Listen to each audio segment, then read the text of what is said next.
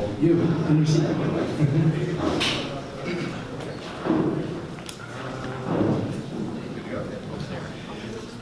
Hi everybody, welcome. My name is John Winkle. I am the president of the Village Community Foundation. That is the venue in which we're all sitting today. Just want to thank you for joining this event and welcome you here to the Village. But today is not about me or the Village. It's about Dan Schwartz and Matt Garrett and the amazing event that they've organized. Let's give these gentlemen a round of applause here.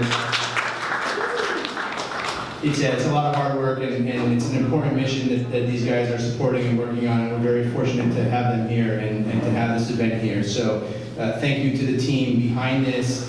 And if anyone has any questions about the venue, you can find me separately. I'll be here for the duration of the evening. And we love doing these type of events here because they're mission aligned to what we believe in here at the Village as far as social equity, community impact, and emerging social entrepreneurs. So that's our work, and it makes doing these things really special and easy. So with no further ado, I'd like to pass the mic over to host Matt Garrett. And Matt, come on. Thank you. Absolutely. Thank you, John. Hey everybody, thank you so much for coming. I guess I'll give you a little, first off, thank you again for coming. We know there's been some delays with traffic, but it's great to see all your faces here. I'll give you a little high level of what we wanted to accomplish with this event. We basically want to close the loop around impact investing, particularly with focus on LDC and underdeveloped countries. The idea of closing the loop is there are many different players in the ecosystem to drive impact and drive change. It's everything from the large multinational corporations to private philanthropic foundations to technology startups. What we did was we pulled together a group that captures all that, representatives from all those groups that are actually out there driving this change. They are in these locations, they are dropping in there, and they have a pipeline of projects to get involved in. So one of the big outcomes we want to get is we want to get more involvement. We want everybody to cross-pollinate. We want ideas to happen here. We want things to flourish, and we think we have really a stellar representation of the key players that can make that happen. So without me bloviating any more on that, we have a key player in the technology space, in the Connecticut ecosystem, that has they have a mandate that goes much farther than just Connecticut, but they are a big facilitator of this change. And that's Allison Malloy, one of the managing directors of Connecticut Innovations. And she is getting ready to come in, so I will bloviate a little bit more. And I will say, there's going to be a lot of opportunity to follow. This was an event that we put together in short notice, and we really encourage everybody to reach out, to make connections here, but definitely reach out afterwards because there's a lot of follow-up that can happen here. We've developed really strong lines of communication and rapport with a number of the UN missions that are very eager to be involved in what we do when we move forward with this event. So I just want everybody to think opportunistically. Think about where you see potential opportunity to get involved, to support something, to share a project you hear about in here, share it within your network, and we'll be having a campaign on social media, LinkedIn, for that follow-up and for you guys to track the progress of these different projects and also avenues to support these projects. Basically, open line communication into myself, maybe Dan, he'll probably be okay with that. To help facilitate anything that comes out of here, any ideas, suggestions. We're open books and we're looking to power forward with this and build on this momentum. Thank you.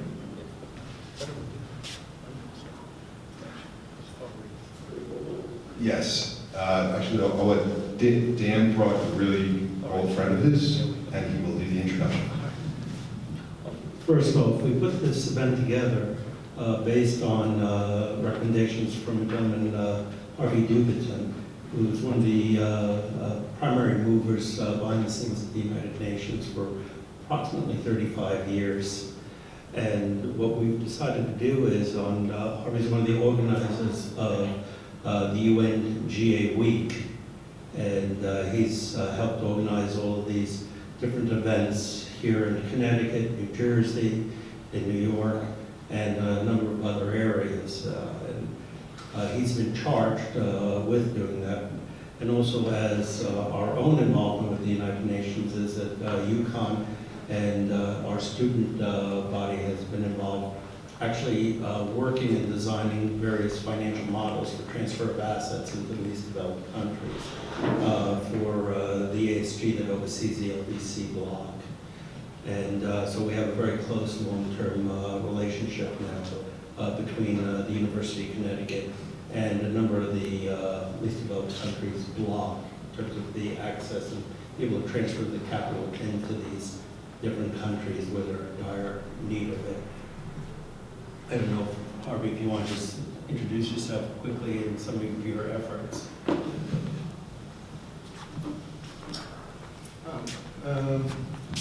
Thank you, Dan, for revealing my age.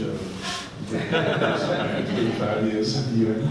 But it is true, 35 years at the UN by choice, because of how I got there. You know, it was 1999, and 1990, right after college, I had the first opportunity to work for my country. I graduated in engineering from Pratt Institute in Brooklyn. But somehow there was a movement of change in the country, and a new government, and prospect that things would be better. So I joined, and I was a commercial attaché, and then, wouldn't you know it, 6 months later, it's happening right now in Africa. The coup d'etat. So I didn't pass up my engineering career, and I'm here. I have a coup d'etat. And so I followed, and of course that would last until this day. With what's happening in Haiti right now as the result of this coup d'etat in 1990, and of course multinational forces, the U.S. got involved, and they made things worse. Things got worse, and the country is still in shambles, and a lot of these things happen are very common to happen throughout Africa. It's happening today in Mali and Niger, and so on. So that's what you have to keep in mind as a backdrop to this conversation we're about to have about LDCs, because LDCs are plagued with political instability, which makes it impossible even to talk about investment in that same line. And of course, a number of problems that LDCs, just to start off, it became just wipe them off. And when people like Bill Gates comes to the UN and other high prominent folks, and they in conversation about, well, how best to innovate, like Allison does for Connecticut. So we have a brief concept of innovation. So how do you innovate in a place where there's so much there's instability is, and how do you do so when unemployment in those countries is also high? 8%, you guys go nuts. American go nuts. You're ready to throw your government, to impeach. And 80% of my country, nobody talks about that in the UN. Nobody mentions 80% unemployment. And anybody who has a little mom and pop store knows that market is important. If you're opening in this place, well, who's going to buy what? So if you're 80% Nigeria, people talk about Nigeria in terms of size, 350 million people, but how many of them are working? How many of them have purchasing power to attract investments to get somebody in Connecticut to drop what they're doing, from investing in that piece of real estate, and go across the oceans to seek wealth? Other than, of course, the natural resources then. In a minute, guys, most of you think of Africa and the LDCs, the piece of those natural resources and investments. Other than that, how do you innovate, in terms of where the market is so I work at the UN, we put some thoughts behind all those things at the UN in support of their agenda on financing for development. I invite you to look it up, financing for development, if you ever want to understand the UN from a business standpoint. And they understand, they've identified what the problem is. We need to attract foreign investment, we need to get mobilized resources, internally, we need this, we need that. But how do you get it done? No one has been able to figure it out. I contribute to that discussion by pointing, by getting the world form of the diaspora economy, by just the rationale. All is not lost from my engineering days, by the way. So it's pretty very basic logic. If it's market size that is your problem, then those countries have something going for them, because everything that seems to be working in those countries point to the purchasing power of people other than the folks in the country. Think of telecom in Africa. Carlos Simelo will tell you that he's made his fortune by, Telmex, but not from the Mexicans or that bloc, from people who were able to make collect calls into that country. The money is collected here and it's shared, there. So today that hasn't changed, although technology has changed, but it's still the same thing. Called a top-up payments. So my conference deals with inviting all of those people who know how to get it, done it, who have made investments that are thriving in places like those countries that no one wants anything to do with. And they are from telecom, they are from the creative industry. You've heard of, I know I didn't talk about that, but I'm going to wrap it up real quick. So we're looking at, so I'm working to develop this financing for development fund. It would be a fund that would be attractive to you in the investment community. And it would really work like a hub and spoke. Think of it as that whereas you have a fund in the north, networking with funds, country funds in the south. But the goal is really to drive what we are seeing as best prospect. To connect those country funds to global consumers, most of whom are ethnics or diaspora or expats, but certainly people with purchasing power, people whose expenditures have shown to be creating investments across borders. So I'm going to end it here, and I didn't kind of seize the moment. So that is my message to you from the LDC block that I work with at the UN. It changed hands and then from time to time it was Malawi, now it's Nepal. But the message is that there is an opportunity to innovate and to bring investments in those countries. And my idea that is shared with so many governments is that we are trying to connect global consumers with opportunities across the border. Thank you.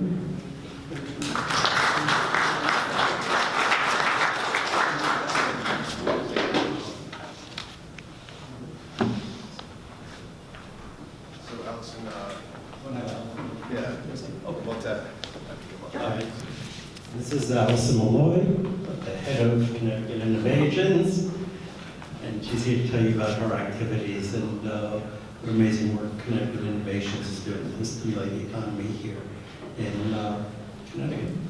Thank you, Dan. I know I'm around a lot. I'm not the head of Connecticut Innovations, but Matt McCooey there leads us.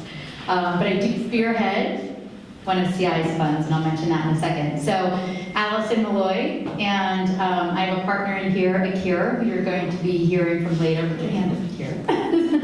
So, Akira's going to come up and talk a little bit more about CI and some of our portfolio companies and other things. But quickly on CI, because Dan asked me to share, Connecticut Innovations is Connecticut's strategic venture capital arm.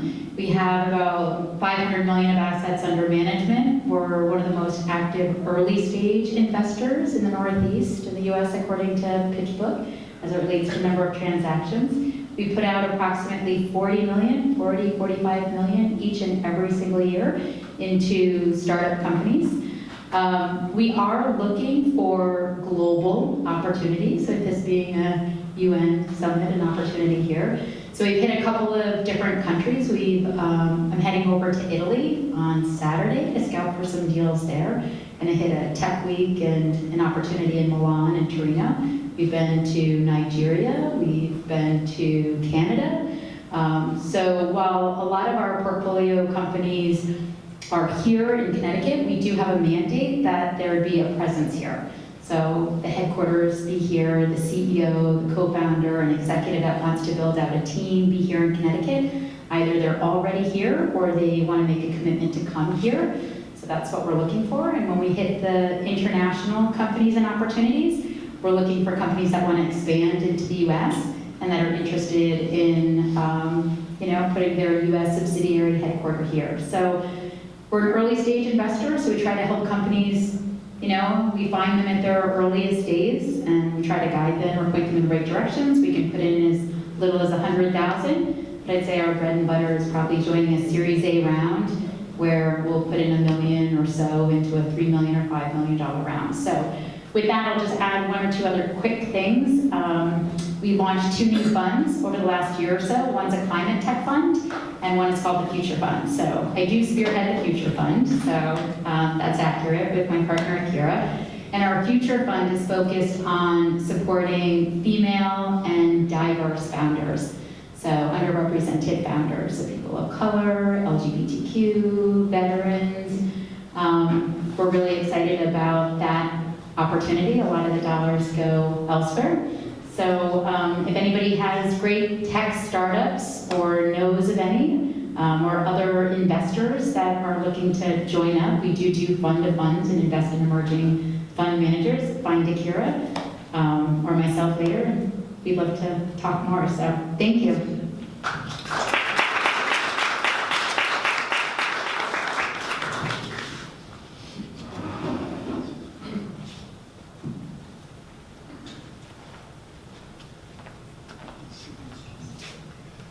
Hey, so our next speaker is doing really important work.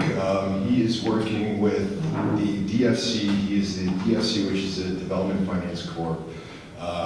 That is the arm of the U.S. government that underwrites a lot of transactions in the LDC countries. So with no further ado, we've got Jesse Karate. He's going to be discussing the different projects he's been working on, the type of projects that they could vet and due diligence, and tell you more about the important work of the DFC.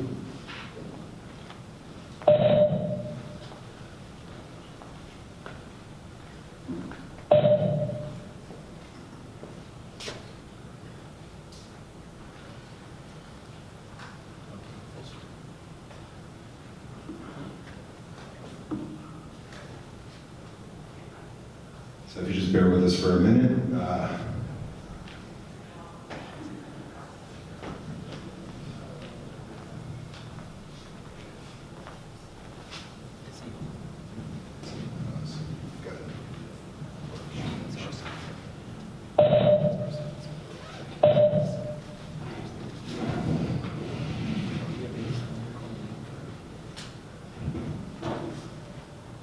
Bear with us as we work on our technology.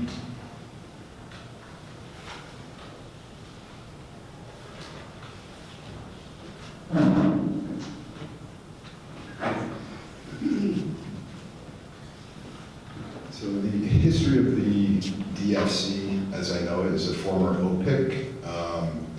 There's been recent rejuvenation into the program. I know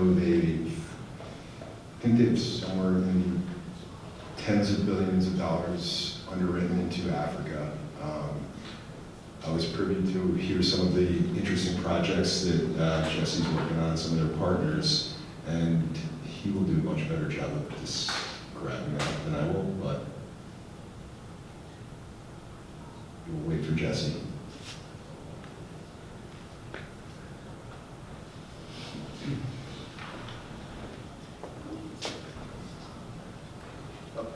And there's Jesse. Can you guys hear me? Yes.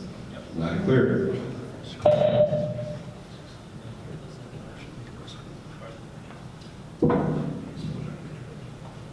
Hello? Hey Jesse, can you hear us? Yeah, can you hear me all right? Hey Jesse, we can hear you well. You're up on stage here and ready for you to rock and roll. Excellent. Should I share my slide deck on my end, or is it better to do it through you guys? Probably best if you share it on your end. Okay, let me do that. Give me 1 second here.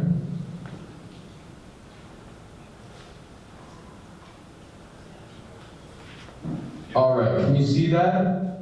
Yes, we got it up here, ready to rock. Okay, and it looks all right? It's, size is okay? Everyone can see it all right? Looks good, yeah. Awesome. Okay, great. Well, thanks, Matt. Thanks, Phil, for having me today. Really a pleasure to be here. My name is Jesse Karate. I'm the Managing Director for Africa here at the U.S. International Development Finance Corporation.